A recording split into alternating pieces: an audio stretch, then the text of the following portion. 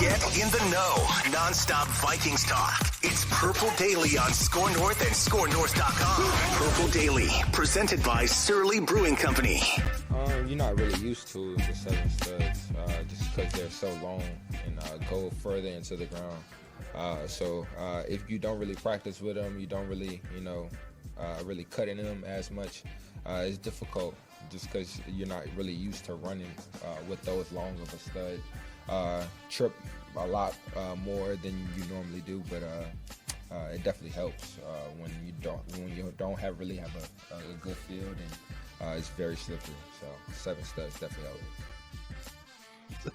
I'll hit him with the football sounder for talk about the 7. This is the 7 stud cleats. Is that what you call them? Yep, 7 stud. Have you heard this much conversation about cleats in your life with these road games against Green Bay and Chicago? No, because O'Connell brought up a subject that he probably won't again publicly.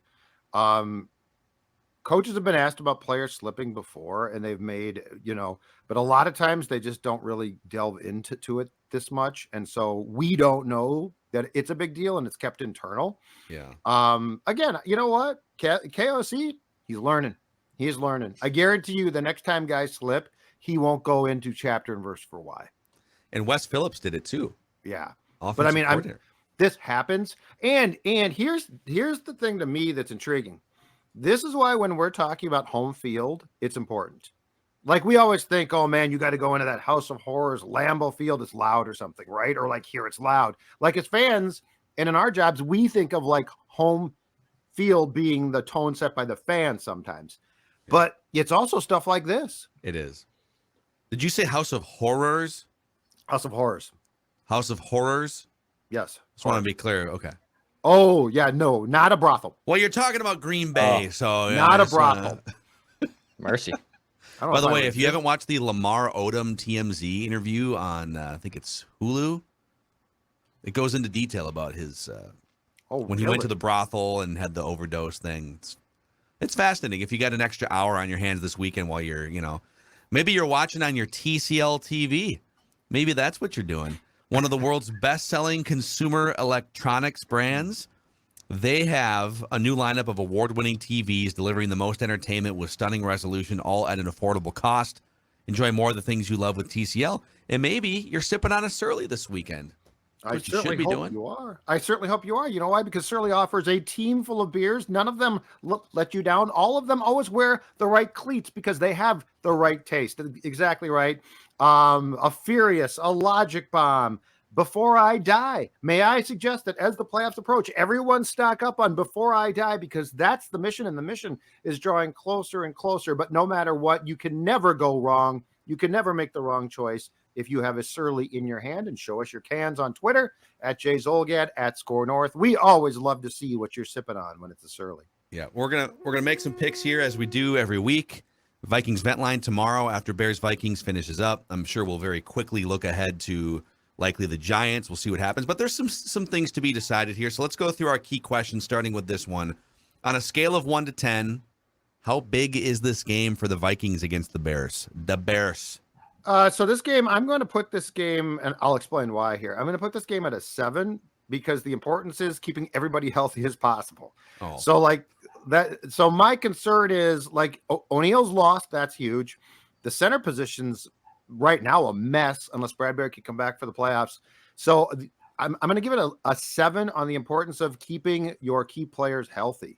As far as the actual game itself, it's about a 2. I mean, the Bears don't care. The Bears are desperately trying to lose. I'm sure the Vikings would gladly take a 13th win, but it's also not going to make or break them at this point. Unless the 49ers were to lose to the Cardinals, which they won't in the late afternoon window. No. So my most important thing is you want to go into the playoffs as healthy as you could possibly be. I guess in the importance scale to me, it's a 1. It's a 1 out of 10. Even if the 2 seed is up for grabs, which it is, because obviously San Francisco still can stumble, but I don't see that happening. Yeah, I mean, it'd be great if you don't have to deal with any more significant injuries. I understand the offensive line would maybe like a little bit of continuity before you go in the playoff game. I also, though, don't want to risk anything where then Christian Darrisaw slips on the grass in a meaningless Nick Mullins-led game and you lose him too. So it's a 1. It is a 1 out of 10 for me. Yeah, I'm closer to Dex on this. I would say because you still have a chance to get the 2 seed, and that would guarantee you, if you win the first round, a second round home game, that there is some level of importance here. But it's like a 3. It's like a 3 for me, because the most important thing is just get as healthy as possible, stay somewhat sharp, but get as healthy as possible for your wild card weekend game. Because we can talk about, like, well, if you get the 2 seed, you could play a second. The second game is nowhere near guaranteed based on the state of the Vikings, Green Bay ass kicking, injuries to the offensive line. So it's like a 3. I did look up, for the record, the forecast in Chicago. It's going to be right around freezing so it's going to be, let's see here, a high of 35 degrees with a 13% chance of precipitation, north winds at 4 miles per hour around Soldier Field. Oh, so that's not bad. So the wind shouldn't be too bad. That's not bad. Probably not going to precipitate rain or snow, and the temperatures are going to be likely above freezing. So, all right. Is anyone playing or coaching for their job this week? Ooh. So that's an interesting one, given the circumstances that have been taking place of late. I'll give you this one, because I think he'll probably get the start. Chris Reed is playing for his job. He plays well. I'm not convinced Garrett Bradbury's coming back. I'm just not. It's a lower back problem. If he does come back, he could be lost in a snap of a finger. He could be lost that quickly. So if he's lost, your question is, are you going to put in new guy, or are you going to put in Chris Reed? I think Chris Reed's going to start, and I think Chris Reed is playing for that job at that, because if he can get in there and do a solid job and show that he's come a long way, as I think we played the Kirk clip from Wednesday about, he's doing good now. I think he's probably the starter because he's been here. If it's a disaster again and he can't snap the ball, I think they probably go away from him completely and he goes back to being a backup guard or something. So, yes, I think he is playing for his potential job. Is Oli Udoh playing for his job? I mean, they signed Bobby Evans to their practice squad. He hasn't been signed, I believe, to the active roster, but he was with the Rams last year. Kevin O'Connell's very familiar with him. If Oli Udoh just has a disastrous day against a Bears team that has also, I guess, somewhat to play for from draft position, but little to no play for from in terms of a wins-loss column, is he playing for his job? So Judd's right. Chris Reed have to get some snaps off and make sure you get the cadence and all that fun stuff. But also, if Oli Udoh is a disaster, do they again reshuffle things? And Blake Brandel too is in the wings as well, and he's apparently going to be healthy for the playoffs. So I would probably put those two as the two guys that are playing for their job. Blake Brandel, he tore his MCL. What happened there? Because he was initially out for the season. They put him on IR, but IR is only 3 games. You can come back. Right. So it's just it must have been partially torn and not as bad as they thought. Just kind of a quick little recovery. Yep, and it sounds like he is definitely going to be in the mix. And I suppose you could, if things go wrong at right tackle, stick him there. I don't know if he'd be that good. Yeah. But I have a different answer here, and that I don't think this person is going to get fired between week 18 and the playoffs. But if there's still any doubt or ambiguity about Ed Donatell's future as the defensive coordinator, giving up a 30 burger to a Nathan Peterman offense could remove all doubt. So Nathan Peterman is here for one reason: throw interceptions. 2 reasons: throw interceptions and get the Bears to tank this game. And if you put a wrench into that as they try to lose this game and get the number 1 overall pick, you have officially sealed your fate as defensive coordinator of the Vikings. So Ed Donatell, once again, is probably coaching for his job to some extent, although the playoff game is going to have more bearing on that. And then my last question for you guys before we get to the picks here is, what worries you the most about the Chicago Bears in this game? What worries me the most? I'll give you an answer. The turf. Oh, yeah, sure. Injuries. Soldier Field, yeah. Yeah. The turf. What worries me is that what they are doing is going to end up being the exact right thing, and that this putrid team that the Vikings are about to play in a couple of years is damn good. That's what worries me about the Bears. That this might be one of the last times that we get to see this franchise be absolutely putrid, because sure as heck they're going to pop back up and they're going to have. I mean, I will say this: Fields turning a corner at quarterback was just enormous because now if you don't have to fill that position, so like if he's the guy and you've got the most salary cap room in the league going into March and high draft picks, that concerns me. The Chicago Bears actually concern me right now more than Detroit does, as far as how this division could stack up in 2 years. Yeah. I think the Lions kind of feel like a pop-up, right? Like Dan Campbell's not a 10-year shelf life guy. Oh, Jared Goff's not the guy. I mean, they still don't have a quarterback. Goff, I'm going to defend Goff a little. He's a former number 1 overall pick, and I'm not saying he's going to be like Joe Burrow at this point, but right. I think Jared Goff settles in as like a Kirk Cousins caliber. If you got a nice car, he can drive it a little bit. You know, I think he's going to be a long time decent starter in the NFL. But if you're talking about like a Kirk Cousins level quarterback and a short shelf life coach and a 60-year history of incompetence with your franchise, I agree with your Chicago take for sure. Yes. Yeah, nothing else probably scares me there from the Bears' perspective. And yeah, it's the turf for someone doing maybe some headhunting and you're trying to injure somebody. And I hope that doesn't happen for the Vikings' sake. The Bears have, let's see here, they haven't won a game since they actually beat the Patriots in New England 33-14 on October 24th. That was a Monday night game. That's right. Totally forgot about that game. Mm-hmm. And their other 2 wins were the first week and the third week of the season. They started 2-1. Mm-hmm. Yeah, and they were feisty and competitive against the Vikings. They almost beat the Commanders. That was the best part. Yeah, they started hot, and Poles like, this ain't gonna happen on my watch. Here are the point totals for since that last win. Their defense has given up 49, 35, 31, 27, 31, 28, 25, 35, and 41. So if you do plan to play your starters on offense, it's another game where you should be able to light the sky, feel good about your offense. You should be able to get your first blowout win of the season if you do play starters. I'm not sure they should. All right, let's get to our actual picks here. We'll pick the game straight up, and we'll tell you by how many. We got some information from the Action Network here. But if you're looking to get more of a sweat on games this weekend, Prize Picks is the easy way to play daily fantasy. You pick between 2 and 5 players and an over-under on their projections. And you can win up to 10 times on any entry. So maybe this is the week where you take some overs on Vikings offensive players or something. But then again, they might not play the whole game. It's kind of a tricky week for NFL. That's why, if you're like Declan and I, you can jump in and you can get some action on PGA, get your sweat on the upcoming college football playoff championship game too, as well on the horizon. PrizePicks.com and the Prize Picks app.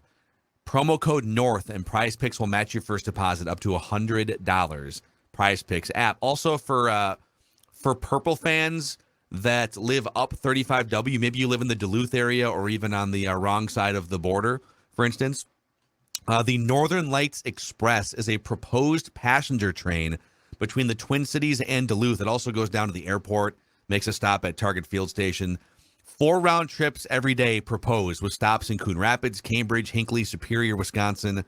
This thing is shovel ready, according to people in the know, and they just need a funding commitment from the Minnesota legislature. So if you want to find out more about how you can get this thing, if it's very convenient, if you want to avoid like weeks like this, it's just snowing like crazy, and you don't want to be on 35W, just banging your head against a wall, northernlightsexpress.org, northernlightsexpress.org, and stay tuned after the podcast for more information about said project. All right, boys, let's make our picks. Vikings are 7.5-point favorites in Chicago as of right now in most sports books. 60% of the bets are on the Vikings. 79% of the money is on the Vikings to basically blow the Bears out. According to Action Network, over the last 2 seasons, the Bears are 4-23 straight up as underdogs. The least profitable team on the money line as underdogs in the NFL over that stretch. Also, since 2020, the Bears are 3-14 straight up as home underdogs. So they don't play the underdog role very well. On the Vikings side, The most profitable quarterbacks against the spread coming off of a loss over the last 20 years are, in order, Tom Brady, Drew Brees, Aaron Rodgers, Andrew Luck, Russell Wilson, and the fourth quarter pharaoh himself, old Kirky boy. He's one of the most profitable quarterbacks against the spread coming off of a loss the last 20 years. With their victory over the Giants in Week 15, the Vikings have won 14 consecutive games as a favorite dating back to last season. That's the longest current streak in the NFL. One more note on this game.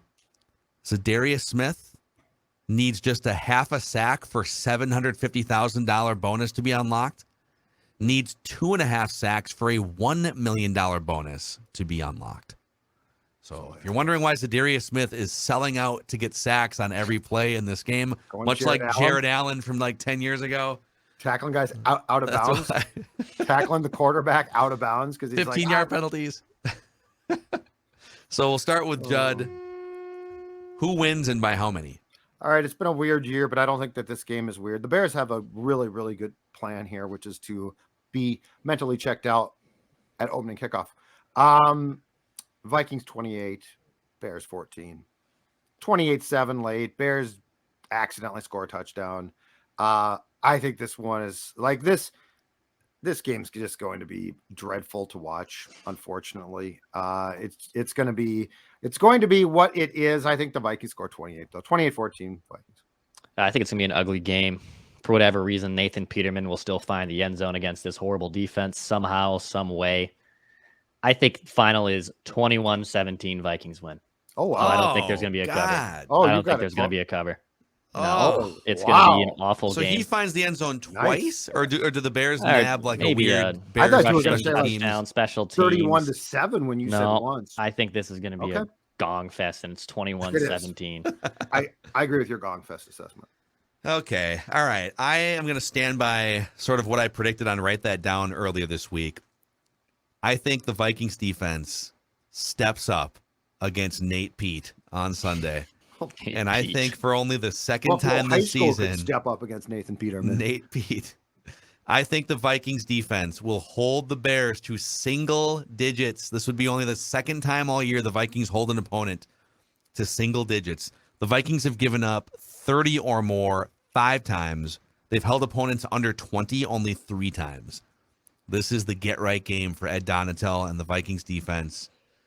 Maybe they allow some yardage, but they hold the Bears to 3 field goals in a 31-9 victory. A 31-9 victory over Nate Pete. It's going to be bad to watch. Like, there's no good way to spin this game. I think there's a lot of positive momentum to be gained by beating the brakes off Chicago. And if Ventline guests want to just talk about the upcoming playoffs with us tomorrow, that's we can do it. Totally okay. That's it can my be a look ahead, whatever you guys want. Yeah, the game's not going to be worth reviewing. Yeah. Yes, let's totally look ahead. Because we should know the afternoon games are going to be going on. We should kind of have we won't know officially, I guess, because we'll be doing Ventline during the Niners game. So. And I'm just saying, a game like this ordinarily sucks. I mean, the Vikings will at that point, if our predictions are correct, be a 13-win team. So, I know the Packers loss was awful to watch. Okay, I get that, but we'll still be talking about a 13-win team. Yeah, we can do some big picture stuff for sure. Yeah. Yes, 13. Dude, if they win 13, they are heavy favorites to win 13 games. That's insane. I'm not trying to rain on their parade. This last game against a team that doesn't care. That's my point. I feel you. So I'm not down on the team at all. The Vikings. We got you. Okay, I just want to make it clear because sometimes you'll be like, "Well, you don't think this season was good?" I do. 13 wins. Very impressive. Never predicted that. That's Judd. I'm Phil. He's Declan, our executive producer. Thanks for hanging out with us here. And thanks for helping to make Purple Daily one of the most popular football podcasts in the country in 2022. A bunch of crazy Vikings fans out there. We will see you over on Ventline after Vikings Bears finishes up. Have a good weekend. All right. Hey, everyone. Before we say goodbye on this podcast episode, we'd like to shine a light on a project that could be very beneficial for sports fans around the state of Minnesota. Maybe those of you who are looking for more convenient ways to travel up and down 35W all the way up from Duluth and all the way down to Minneapolis and the airport. The Northern Lights Express is a proposed passenger train between the Twin Cities and Duluth. 4 round trips every day with stops in Coon Rapids, Cambridge, Hinckley, and Superior, Wisconsin. And Amtrak Vice President Joe McHugh in 2019 said the Northern Lights Express is one of the most shovel-ready projects in the nation. Just need the next step of securing a funding commitment from the Minnesota legislature. And so joining me now to discuss the project and the benefits are Andrew Johnson from the Minneapolis City Council and Jim Payne, the mayor of Superior, Wisconsin. Let's start with you, Andrew. Can you speak just the benefits to maybe sports fans or people in and around the Minneapolis metro area if we can get this thing going? Absolutely, Phil. Well, the last time we had a snowstorm like the one that's happening right now just behind me also happened to be a Vikings game over at US Bank.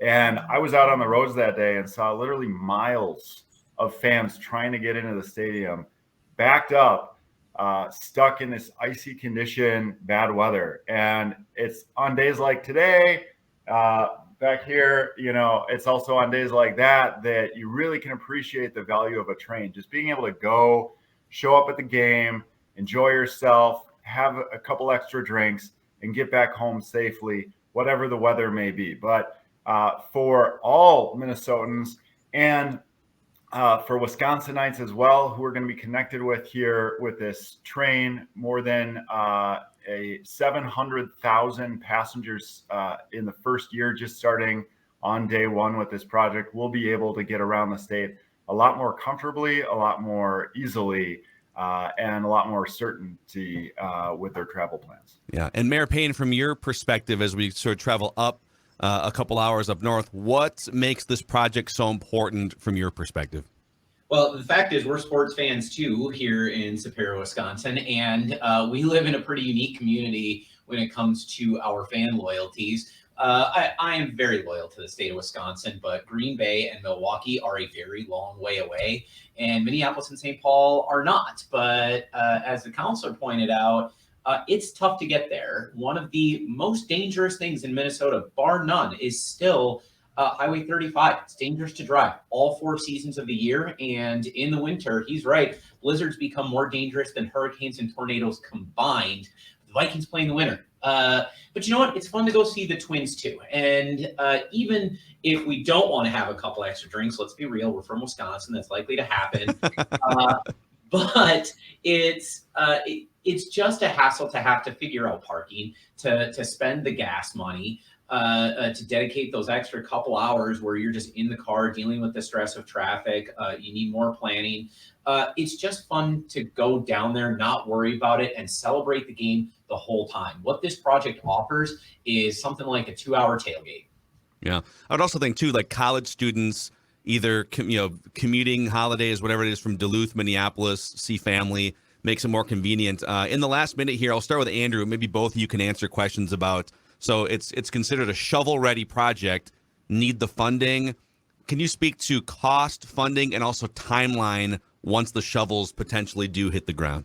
Absolutely. Well, our most recent updates on the cost is about $85 million from the state of Minnesota. Now that will go up a little bit with the inflation that we've seen across every project, so we're getting updated numbers.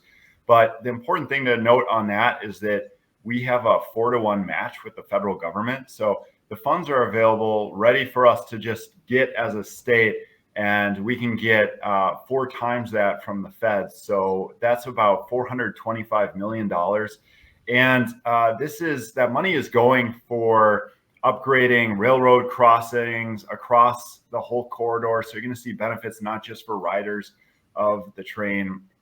And we really call it shovel ready because you don't really need to lay down new track. We have track all along the route that can be used today as well. So this isn't like what you're seeing with Southwest Light Rail or some of these other projects where it seems like the timeline keeps getting stretched out. This is a pretty quick start to finish project once the funding's in place. Yeah, Andrew's right. There really aren't any shovels that necessary. It's every part of this project already exists. The cars exist, the track exists. Amtrak exists and is ready to operate this. It's a matter of committing to the funding for this year and the years to come. The sitting governors of Minnesota and Wisconsin will be seeing the Packer Viking game together on this train. Yes. And I should mention for the audience too, you can find your local Congress member, legislator, if you want to send a message, northernlightsexpress.org, northernlightsexpress.org. Any final words to the Minnesota sports fans, I guess the Midwest sports fans listening to this or watching this right now? We'll see you in the playoffs. Oh, Skull Vikes. Can't wait. Love it. Thank you both for coming on. And again, the website is northernlightsexpress.org if you're interested in more information.